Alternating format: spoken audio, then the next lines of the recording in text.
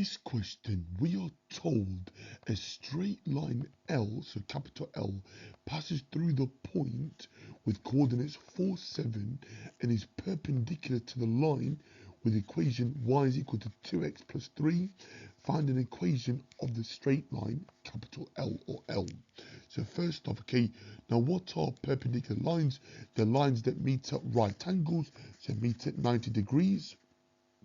Okay, and crucially, okay, their gradients are negative reciprocals, okay, of one another, i.e. the gradients multiply to make minus 1. Okay, so the gradient of our current line, okay, is 2, is the coefficient of x, the number in front of the x, okay, in the form y is equal to mx plus c, where m is your gradient and c is your y-intercept. So we want the negative reciprocal of 2, so that means we're going to flip it and we're going to negate it.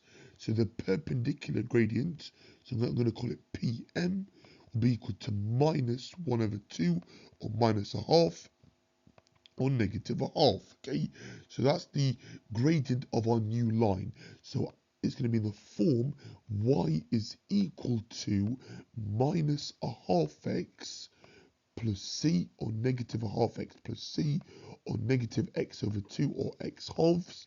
Okay, I'm now going to substitute in my coordinates for 7 to work out the value of c. So 7 is equal to minus a half, okay, times by 4, so minus a half, lots of 4, plus c, okay. So minus a half times 4, guys, is minus 2. So we have 7 is equal to minus 2 plus c. To get c by itself, we're going to add 2 to both sides. So adding 2 here and adding 2 here. 7 plus 2, 7 add 2 is 9. So 9 is equal to c, therefore c is equal to 9, okay? So putting this together, my final answer is going to read y is equal to minus a half x, okay, plus 9, okay, or negative half x plus 9. Or you can write it as y equals 9 minus a half x, that also works, okay, yeah, but we usually write here in the form y is equal to mx plus c, where m is your gradient, so the gradient function, and c is your y-intercept, okay?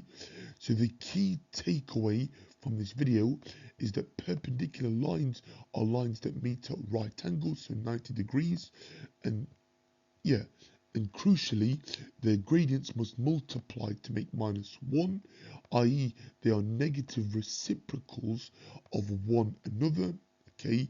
So yeah, it's minus, and then it flips it, okay? If it's a whole number, it becomes minus 1 over that number, and if it's a fraction, it flips it, and then it negates it, okay? So yeah, negative reciprocal means minus 1 over that number, okay? So yeah, if the number, let's say, is n, it would be minus 1 over n, or minus an nth, okay? Because n times minus an nth gives you minus 1, or negative 1, okay? So yeah, the gradients are negative reciprocals of one another, okay? I hope that makes sense.